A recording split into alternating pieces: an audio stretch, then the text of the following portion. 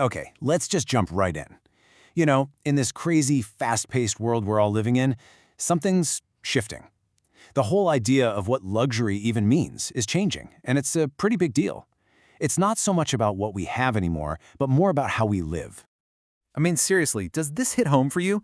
In a world that just keeps speeding up, do you ever get that feeling that you're just consuming life? Like you're on a treadmill, just checking off boxes instead of actually living it? That endless scroll, the constant pings, it's a lot. And that brings us to this idea. It really hits the nail on the head, right? True luxury rests in the gentle art of slowing down. So, the new it thing, the real status symbol, it's not the flashy labels or having more stuff. It's something way more valuable, and honestly, a lot harder to find these days. And look, this isn't just some vague feeling we all have. It's a real, measurable trend. Look at this number, 27%. That's how many adults planning trips for 2025 are saying, yeah, I'm gonna cut back on my social media.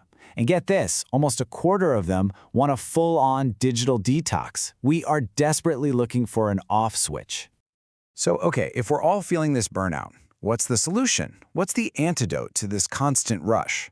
Well, there's this really cool philosophy, a whole movement called slow luxury.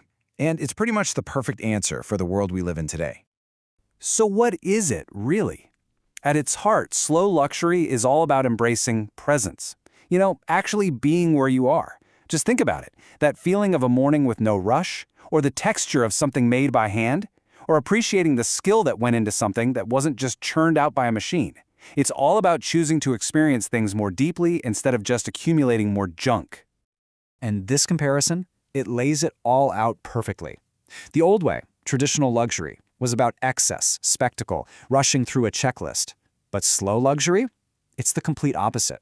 It's about presence, time, authenticity. Instead of having more, it's about experiencing more deeply. It's a total flip in what we think is valuable. Okay, so that sounds great in theory, but how does it actually work? Well, this whole philosophy is built on three main ideas, three pillars that really change the game. All right, pillar number one. And honestly, this one might sound a little radical in our world today. It's the pleasure of switching off. The whole idea is that the most indulgent, most luxurious thing you can do is disconnect, on purpose. I mean, think about what that means. It's about getting rid of the constant ping, ping, ping of notifications so you can actually hear yourself think for a second. We live in a world where everyone expects us to be available 24/7. So choosing to be unavailable, to just be right here, right now, wow, that has become maybe the rarest luxury there is.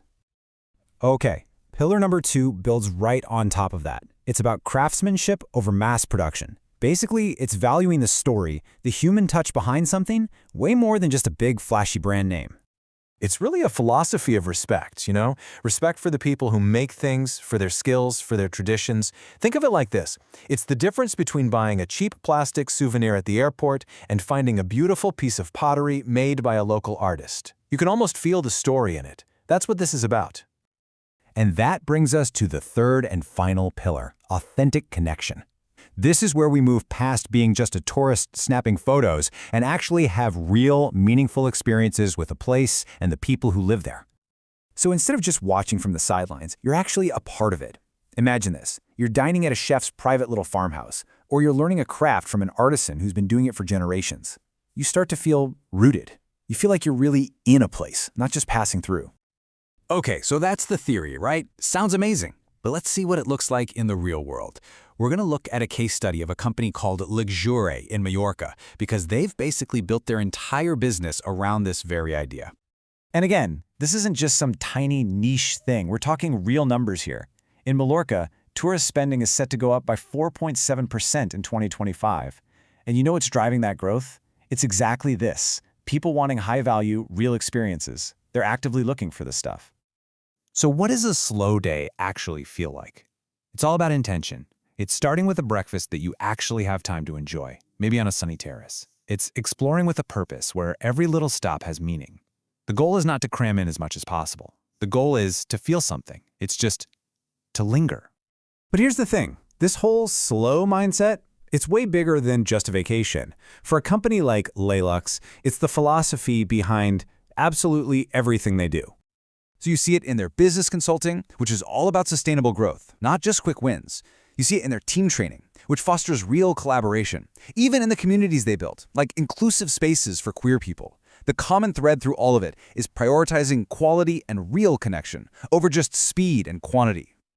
So let's bring it all home. What's the big takeaway here? What's the one thing you should remember from all of this? I think this quote says it all. True luxury isn't measured in things, but in moments that linger. That's it. That's the whole shift. It's not about the stuff you buy. It's about the memories you make, the moments that really stick with you. When you boil it all down, the ultimate luxury in our world today isn't a watch or a car. It's time. And even more than that, it's the freedom to be truly present in the time that you have. So that really just leaves one final question, and it's for you. If you really had the luxury of time, I mean real quality time to slow down and just be, what would you do with it? What would you choose to really, truly savor?